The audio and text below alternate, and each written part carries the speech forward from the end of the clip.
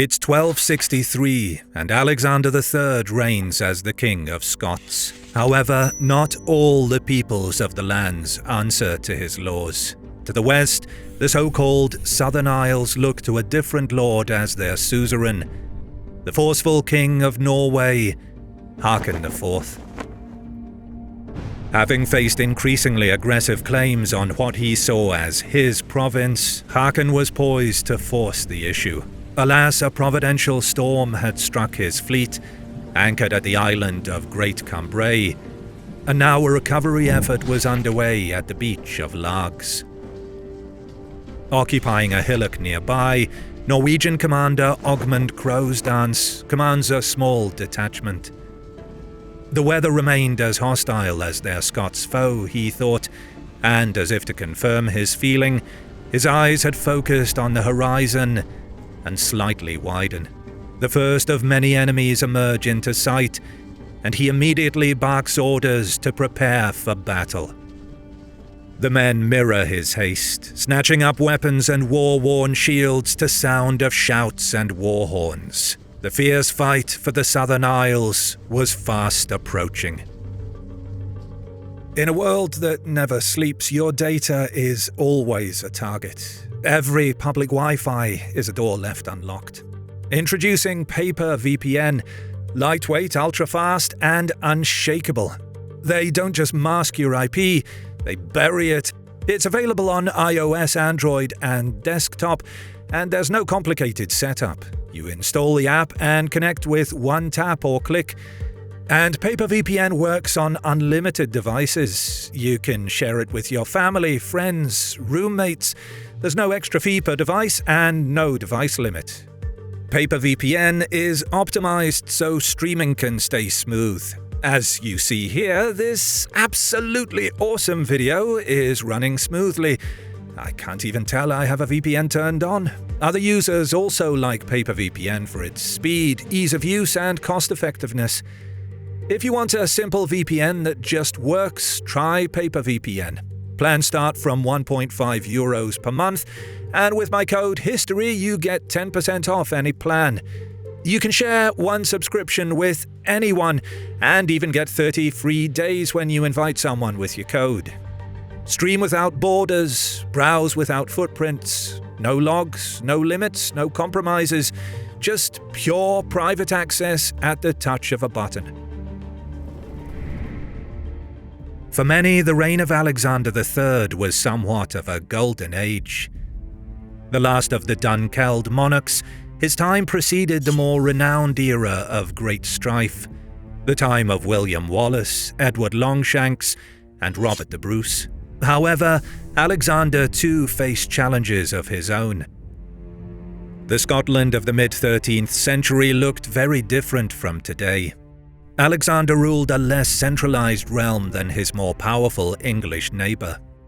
While his father Alexander II had failed to assert his claims to northern English lands, he had succeeded in 1237 in gaining implicit acknowledgement of his domain, with the Treaty of York fixing the English-Scots border at the familiar Tweed and Solway rivers, a boundary largely intact to this day. With expansion south now closed to him, Alexander II had looked to consolidate his own grip on his northern lands.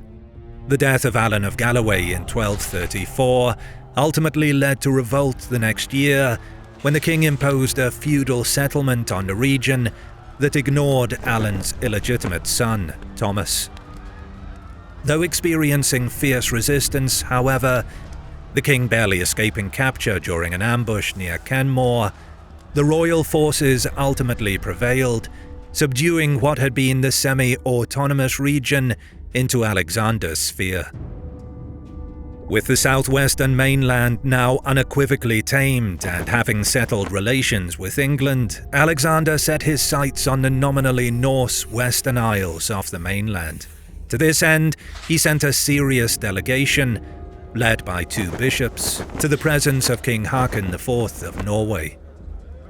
For Haakon, this was already a settled issue, as his predecessor Magnus Barelegs had gained recognition of his dominion over the Isles from King Edgar, back in 1098. Alexander's representatives contended that the agreement was made unfairly, something Haakon naturally rejected. The issue was pressed, with even a large amount of silver offered. However, this merely prompted Haakon's response that his need for silver was not so great as to part with his lands. Alexander, however, would not be so easily dismissed. In truth, the Western Isles, called the Southern Isles to contrast with the Northern Isles of Orkney and the Shetlands by the Norse, had not really been part of the Scottish realm for centuries.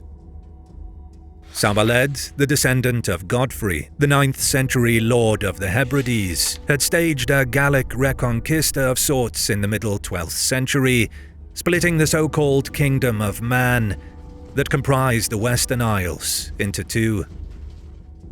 By the 1240s, Harold Olafsson did rule a united kingdom of the Isles. However, with his drowning in Shetland, the realm effectively split once more between his successors in Man itself and John, a scion of Somerled's line, in the northern Hebrides, who ruled there with the endorsement of King Haakon, his nominal overlord.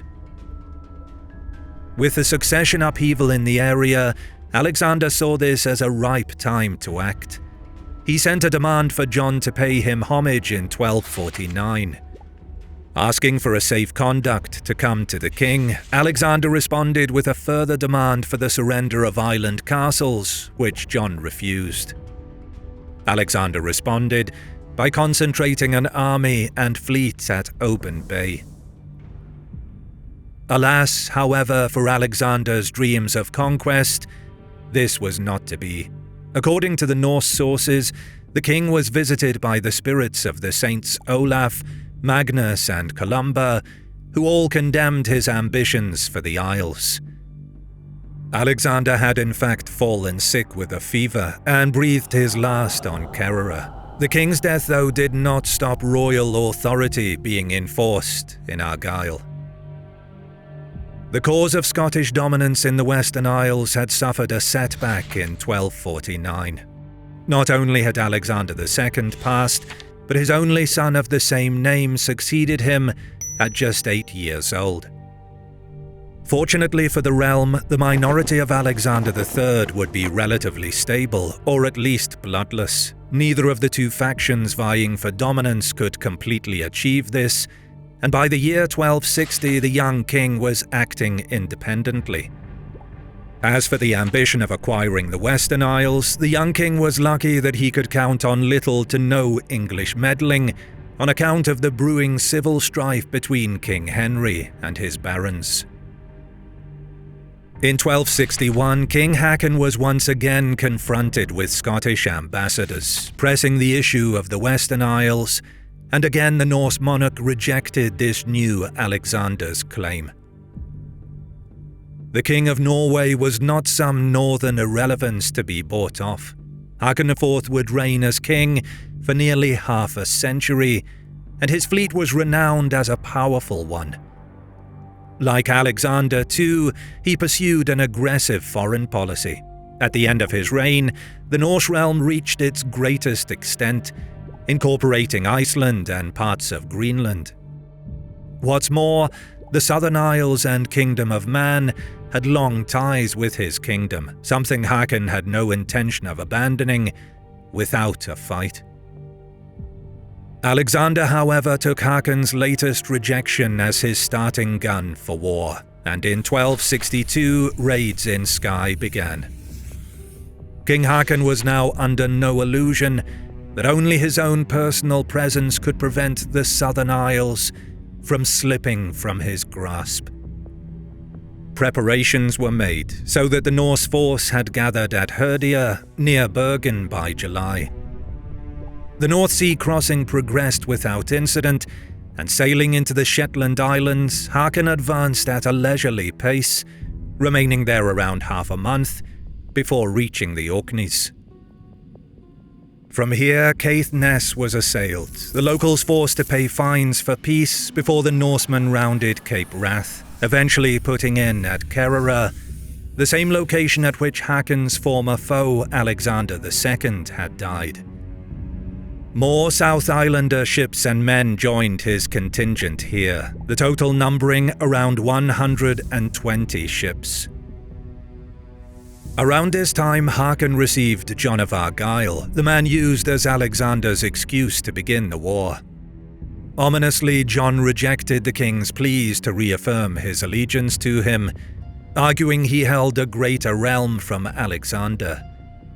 John, however, agreed to remain for a time, the Norse king hoping to sway him yet against the aggressive Scots monarch.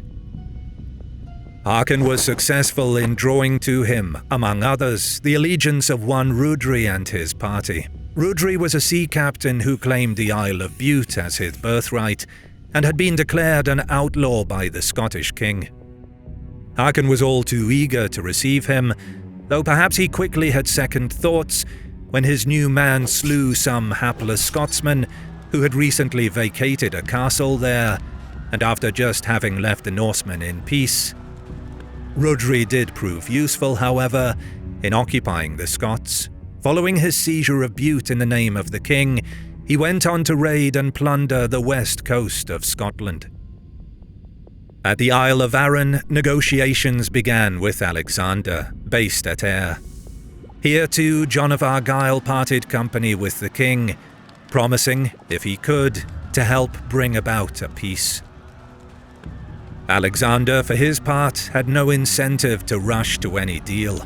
The truce was useful to build up his own gathering forces, while any delays in negotiation only hastened the coming bad weather months that would make Haakon's expedition all the more hazardous.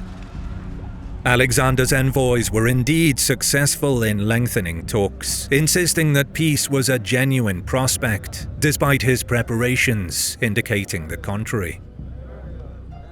Hoping perhaps to concentrate Scottish minds, Haakon moved closer to the mainland, taking up residence on Great Cumbrae. Here, yet another failed mission prompted many in the Norse king's party to urge resumption of hostilities, the king's councillors arguing, correctly, that the Scots were dealing faithlessly. The Scots, they pointed out, would only grow stronger with delay, whilst their own supplies were running low. Ultimately, the matter was decided not by the Norse king, but by Mother Nature herself. A fierce storm battered the Norse fleet at anchor. With some believing this was a result of witchcraft, the storm even threatened the king's own ship, damaging and driving some other ships onto the nearby beach of Largs. These were vessels and supplies that the king could ill afford to lose, so a recovery effort was devised. The crews in the wrecked ships were quickly assailed by waiting Scotsmen, who shot at them with bows and slings.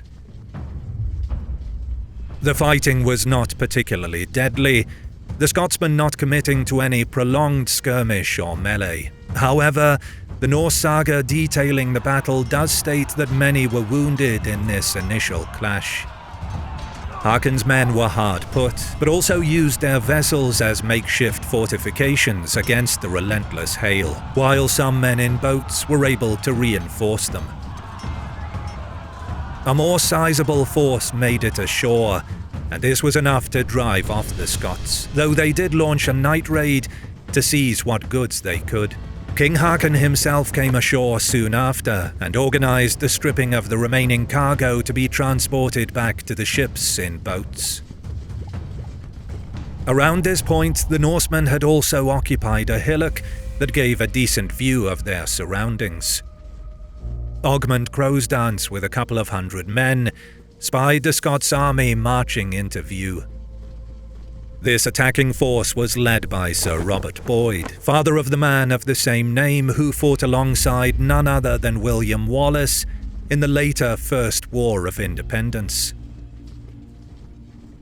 The saga of Haakon Haakonarson states how the Scottish vanguard made a demonstrating attack, the goal being to pin them there and drive a wedge between Ogmund's warriors and the greater part of the Norse army on the beach below. As the fighting erupted on the hillock, the main body of the Scots army also closed in. While the saga doesn't state who exactly led the Scots army, we know King Alexander himself held off at Ayr. More than likely, it was Alexander Stewart, the High Steward of Scotland. Whoever commanded that day, though, they clearly made every effort to corner and destroy this isolated fragment of the Norse army. It was at this point that King Haakon's men urged him to withdraw to the ships. Though Haakon offered to make a stand with them, the aging monarch likely knew better than to needlessly risk himself, the odds being firmly in the enemy's favour. While the odds of 10-1 are perhaps a little fanciful, it is clear that Haakon could not bring his entire, larger force of perhaps around 12,000 men to bear on his enemies, and so his isolated men near Largs were outnumbered locally by a sizable margin. The Scots' host of a few thousand were led by around 50 well-equipped and armoured knights, with the greater infantry force behind them consisting of poorly armed men wielding bows and Irish axes, according to the saga. The bulk of the Norse army on the mainland would have wielded spears, axes, and their shields. At this time, the familiar round shape was giving way to kite-like construction. Swords, of course, would have also been present, but mostly the preserve of the higher-ranking warriors, with the same being true of protective helmets. The better-armed nature of the Norse on the mainland may have contributed greatly to what was to come. Making his way up to the hillock, Andrew Nicholas's son advised Ogmund to join the main body below. Ogmund obliged, and though initially his men skillfully withdrew from the brow in good order, with shields raised and facing the enemy, once on the descent, many Norsemen broke into a run. The sight of this only spread panic in their comrades below, this haste mistaken for a signal to flee, and many ran to the boats to put to sea. This proved deadly, as the overcrowding merely caused the greater part to sink, killing a few and depriving their comrades left on the beach of support. As this occurred, however, some men under the leadership of Ogmund, Andrew Nicholas's son, and others fought a defensive action, though hopelessly outnumbered. The fighting was fierce, but many more Scots fell if the saga is to be believed. One particularly bold young knight, a certain Paris, said to be of high stock, fought more bravely than any other, and earned a place in the Norse king's saga. Our brave men laid low in the tussle of war. The foe's chosen champion, that valorous knight, the vultures were sated with flesh from the lifelorn. O Paris, proud horseman, who shall thee revenge? In addition to Paris's fall, the Norse too saw some brothers in arms fall. All the while another storm raged above, as if Mother Nature herself mirrored the carnage and wrath of the battle below. Helpless to intervene in force, King Haakon did, however, manage to send 2 lieutenants to help his struggling warriors. Unfortunately for the Norse on shore, only one man and his party, Elif, made it through, while Rongvald and his men were driven back to his ship. This infusion of warriors seems to have steadied the long-fighting men, as the Norse had enough force and daring with Elif's arrival to push the Scots back towards the hillock. It's likely that the numbers advantage alone couldn't quite tip the balance for the Scots warriors, but that the mound served to anchor their initial withdrawal enough to hold the Norse resurgence back. The fighting then gave way for a time to skirmishing and missile fire, with stones once again being noted, suggesting the Scots indeed used slingers that day. As the day began to wane, however, the Norse warriors pushed on up the hillock to once again get to close grips with the Scots. This bloody persistence paid off, with the Scots eventually giving way, though the saga's suggestion they broke into full-blown rout is unlikely. In fact, upon seeing the Scottish withdrawal from the hillock, It was the battered Norsemen that quickly vacated the field, though they did so in good order and far from beaten. Taking to their boats, they made it to the waiting ships through the storm. Haakon did not immediately withdraw from the area. His men returned ashore the next day to retrieve their dead and burn the beached vessels. It was only then that the fleet sailed to rendezvous with the smaller fleet that had ravaged Lennox, lingering there for a few days. On the surface then, the battle at Largs did not appear a seminal clash in and of itself. Technically, the invaders had withdrawn from the field, which was a victory for Alexander. The losses, though, were not catastrophic, and as Haakon returned to Orkney, he emphasized his possession of the Hebridean Islands by extracting both taxes and tribute. Alexander had gained nothing in the short term. It was the immediate period after Largs that would prove fortuitous. Though he had not fallen to his enemies, the Norwegian king did fall ill on his return to Orkney at the end of October.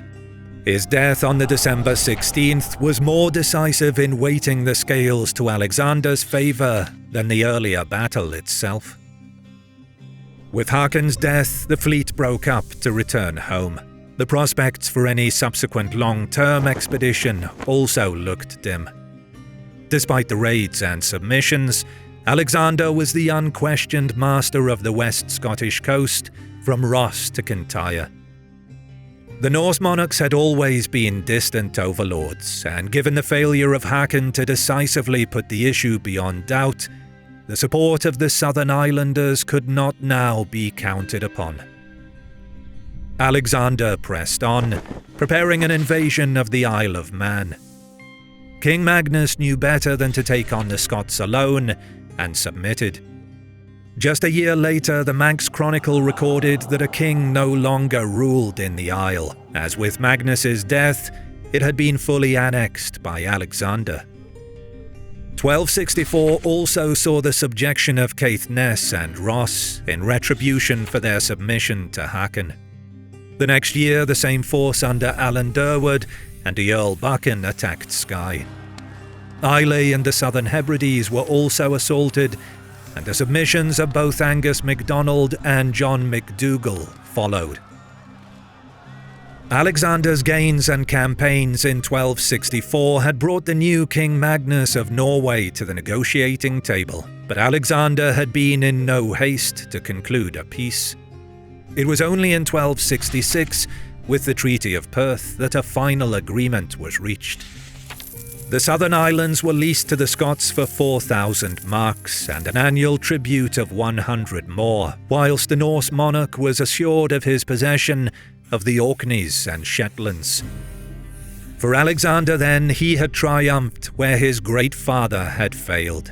The acquisition of the Western Isles was an unambiguous success, with the following years of peace in Scotland later looked back upon as something of a golden age, something that changed dramatically with the death of the king and the coming years of blood and strife. If you like what you see, consider supporting my work on Patreon, and you get ad-free early access to my videos for as little as $1. You can also show your support by liking the video, commenting, and subscribing to my channel as a sacrifice to the algorithm. As always, I'll see you in the next one.